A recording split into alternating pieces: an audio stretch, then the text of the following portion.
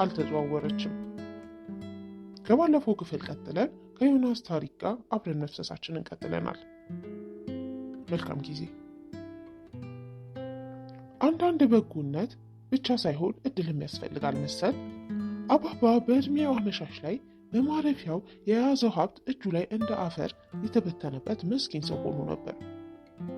መርካቶ የነበረውን የጣቃ ልብስ መሸጫ ሱቅ ከነመጋዘኑ በሚያሳዝን ሁኔታ አብረውት የሚሰሩት ያውም ከገጠር በልጅነታቸው አምጥቶ ስራ ያለማመዳቸው የራሱ ዘመዶች በተንኮል ወሰዱበት። ያኔ ገና ልጅ ነበርኩና ዝርዝሩ ባይገባኝም ብቻ የሆነ ገንዘብ ተበድሮ አልመልስም በሚል ጉዳይ ፍርድ ቤት ሲመላለስና ሱቁ በሐራጅ ተሸጦ መልሰው እነሱ ገዙት ብሎ ሲበሳጭ ትዝ ይለኝ ነበር።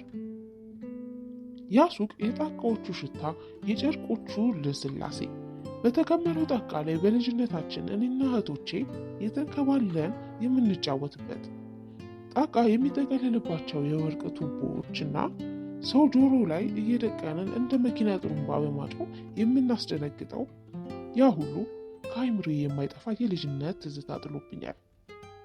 ከሱቁ መወሰድ በኋላ እስከ ዛሬ የሚታየኝ የአባባ ምስል ፋይልና ወረቀት ይዞ በብስጭትና ተስፋ በመቁረጥ ቤታችን በረንዳ ላይ ኩርምት ብሎ እንደተቀመጠ ነው። ያኔ ማማ ወይ ከዚህ ቦታ ትንሽ ቀንሰን ሸጠን ሱቅ ለምን አናስቀርም ብላ ነበር። እንዴት የልጆች ማረፊያ ሸጭ ትይኛለሽ ብሎ ሲቆጣ አስታውሳለሁ። የዛ ቀን ቤታችንን ነጥቀው ይወስዱበት ይመስል በረንዳ ላይ ቆሞ ሰፊውን ግቢ በስስት ዓይን ሲቃኝ እና ብቻውን ክፋት ነው እኮ እያለ ሲያነበንብ ትዝ ይለኛል። የገዛው ሰፊ ቦታ ላይ ለብቻው የተወሰነ ቦታ ጥሮ የከብት እርባታ ሊጀምር ደፋ ቀና ሲል ነበር። ባላወቅኩት ምክንያት አልሆነለትም እንጂ ያ ሱቅ ሁሉ ነገሩን ሰበረው። ሱቁን ከወሰዱበት በኋላ ስራው ማዘንና መበሳጨት ሆነ። አንዳንዴ አራዳ ጊዮርጊስ ሄድና ሙሉ ቀን እዚያው ውሎ ሲመሻሽ ይመጣል። ከደብሩ ሁሉ አራዳ ጊዮርጊስን ይወደው ነበር። ከክፍለ ሀገር መጥቶ አዲስ አበባ እንደደረሰ ያረፈው ጊዮርጊስ ደብር ውስጥ እንደነበር ይናገራል። ቆይቶ ደግሞ እዚያው ገዳም ሰፈር ከተመ። ከመላላክ እስከ ሱቅ በደረቴ ከዚያም አልኮ መርካቶ ተሻግሮ ባለ ሱቅ እስከ መሆን የደረሰው መነሻው ከዚህ ደብር አድርጎ ነበር። በዚያ ሰሞን ነገሩ ተገጣጥሞ ይሆን አሊያም በሌላ ምክንያት ህመም የማያውቀው አባቴ ድንገት ታሞ ሆስፒታል ገባ። ከዚያ በኋላ ጤና አልነበረውም። የቤቱ የመጀመሪያ ልጅ እንደመሆኔ ቀን ከሌት ህልሜ እነዚያ ከሃዲ ዘመዶቹን መግደል ነበር።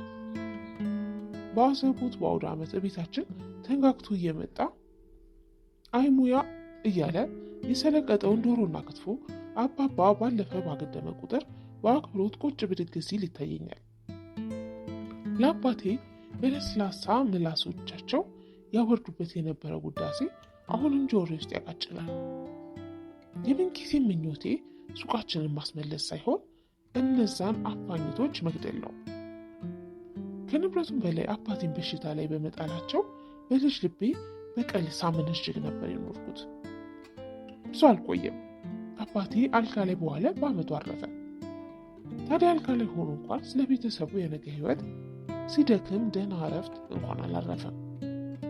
የተረፈችውን ብር ለቀቅሞ ግቢ ውስጥ ያለንበት ቦታ ላይ የሚከራዩ ሰርቪስ ቤቶች ሊያሰራ ወጣ ወረደ። ለረዥም ጊዜ መተዳደሪያችን የእነዛ ቤቶች ኪራይ ነበረ። አሁን ላይ ሲያስበው የሚያሳዝነኝ በወጉ እንኳን ተኝቶ አላስታመም ነው። ከአናጺ ጋር ሲከራከር፣ ከግንበኛ ጋር ሲነታረክ ህመሙ በቁሙ ጎዳው። አንድ ቀን ሰርቪሶቹን ቀለም ሲያስቀባ ውሎ ለምሳ አረፍ እንዳለ ራሱን ስተወደቀ። ደጋግፈው ወደ ቤት አስገቡት። ከዚያ በኋላ እንደገና አልተነሳም። ከአንድ ወር በኋላ አረፈ። ያንተ ግዴታ ነው ያለኝ ሰው ባይኖርም የመጀመሪያ ልጅ ነኝና የቤቱ ምሰሶ ሲመታ ባልጠነከሩ ክንዶቼ ጣሪያውን ደግፌ መቆም የኔ ኃላፊነት ነበር። እናታችን ከቤት ወጥታ የማታውቅ የቤት እመቤት። ሁለት እህቶችን በእድሜ ከኔ ቤታችን የነበሩ ታዳጊዎች ነበሩ። ነገሩ ቀላል አልነበረም። ገና ከ10ኛ ክፍል ወደ 11ኛ ክፍል እንዳለፍኩ ነበር ከቤታችን በስተቀር ቤሳቢስቲን እጃችን ላይ አልነበረም። መጀመሪያ ያደረግነው ምንም ያልሰራንበትን ለከብት እርባታ ቦታ አባባ ያጠረውን ቦታ ክፍለን መሸጥ ነበር። በወቅቱ ከሽያጭ ያገኘነው ገቢ ቤተሰቡን ከሀሳብ ቢያሳርፍም ዛሬ ላይ ግን ያንን ቦታ መሸጣችን አባባን የመካድ ያክል ያንገበግበኛል። ያውም ዳር የተባለው ሰፈር እንዲመሃል ሲሆን የዚያን ድርጊታችን መካሪ ማጣት ነበር እላለሁ። እና ምን አማራጭ ነበራችሁ ብባል ግን አሁንም ድረስ መልስ የለኝም። የሸጥነው ቦታ ላይ የተሰሩ 2 ቪላ ቤቶች የዚያን አቅመቢስነቴን ሐውልት ይመስሉኛል። ሳያቸው ደስ አይለኝም። እናቴ ታዲያ ሲበዛ አማኝ ናትና መድኃኒዓለም የቀረውን ይባርክልን ትላለች። ሌላ ምን ይባላል? እንደምንም ኑሮን በጥንቃቄ እየገፋን 2 ዓመት አለፉ። በበሽተኛ ትራስጌ እንደተሰቀለ ግልኮስ የምትንጠባጠብ የመሬት ገንዘብ ቀስ በቀስ እየጎደለች ነበር። አባባ ባረፈ በ2ኛ ዓመቱ ሰው ተመርቆ ሲመጣ የተሸከመውን የኃላፊነት ቀንበር እኔ ተሸክሜ ወደ ኮሌጅ ገባው። እዚህ ለሀገር ዕዳ እንዳልሆን በርትቼ ተማርኩ። እዚህ ለገሃር ንግድ ስራ ኮሌጅ ገባው። ገንዘብ አወጣጣችን በጥፍር እንደመራመድ ነበር፣ በጥንቃቄ። በትምህርት ያን ያህል የተጨበጨበልኝ ሳሎን ቀረው። ባልሆንም መጥፎ ውጤት ግን አልነበረኝም። እንዲሁም አንዳንድ ትምህርቶች ላይ ከጥሩም በላይ ነበር። ለምሳሌ ቋንቋና ሂሳብ። ቢሆንም ሳስበው ለቤተሰቦች ችግር መድረስ የመመረቂያ ጊዜ ርቆ ታየኝ። ያን ብቻ ሳይሆን ተመርቄ በደሞዝ ምን ልቀየር እችላለሁ የሚል ሀሳብ ያስጨንቀኝ ነበር። ገና ሳይደርስ ተስፋ የሚያስቆርጥ ተስፋ አለው። ትምህርት ለእኔ እንደዚህ ነበረ፣ ተስፋ የተቆረጠበት ተስፋ። ይሄ ደግሞ ሌላ የህይወት አማራጭ ወደ መፈለግ ገፋፋኝ። ምናልባት አባቴ ትምህርት ለሚባለው ነገር ያሳየው የነበረው ቸልተኝነት ጎትቶኝ እንደሆነ እንጃ። እውቀት መቼስ ጥሩ ነው፣ ግን ተምሮ የሌሎች ባሪያ መሆን ምንም አይታየኝም ይል ነበር። ያን ያህል ትምህርት ላይ ግፋ የሚል አባት አልነበረኝም። ወደ ንግዱ ነበር የሚገፋፋን። ንግድ ትርፍ ብቻ እንዳይመስላችሁ፣ ነፃነቱ በብር አይታመንም ይልን ነበር። የአባባን ችክ ብሎ ከጠዋት እስከ ማታ መስራት ስመለከት ታዲያ ነፃነቱን እጠራጠር ነበር። የነፃነትን ትርጉም ለመረዳት ትንሽ በባርነት ማለፍ ሳይጠይቅ አይቀርም መሰል። ቆይቶ ነው የአባባ አባባል የገባኝ። ለትምህርት እንዲህ ለዘብተኛ አባት ቢሆንም ታዲያ ጥሩ ትምህርት ቤት እየከፈለ ነበር ያስተማረን። በስደት ህይወቴ ባህር ከተሻገርኩባት ጀልባ እኩል የእንግሊዝኛ ቋንቋ ችሎቴ ነፍሴን ታገድጓታል። ይሄም የአባባ ስንቅ ነበር። ነፍሱ በሰላም ተረፈ። እንደዚህ ነኝ።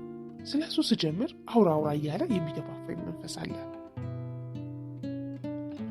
ታዲያ ቀብሩ ላይ የሚነበብ የህይወት ታሪክ ሲጻፍ ጓደኞቹ ምን እንደሚጽፉ ጭንቅ አላቸው። ለምን ጨነቃቸው? እንደ አባባ አይነት ሰዎች ታሪካቸው ለአደባባይ አይሆንም። ዘምቶ አልተዋጋም። ተወዳድሮ ስልጣን፣ ተምሮ ማዕረግ አላገኝም። ዘምቶ ለቤተሰቦቹ ልብ ላይ የገዘፈ ዝግባ ነበረ። ብዙሃኑ የቤተሰቡን ተስፋ እንደ ደረጃ ረግጦ ለዓለም ብርሃን ልሁን የሚል አባባ ለቤተሰቡ ዝቅ ብሎ ደረጃ የሆነ መልካም አባት ነበር።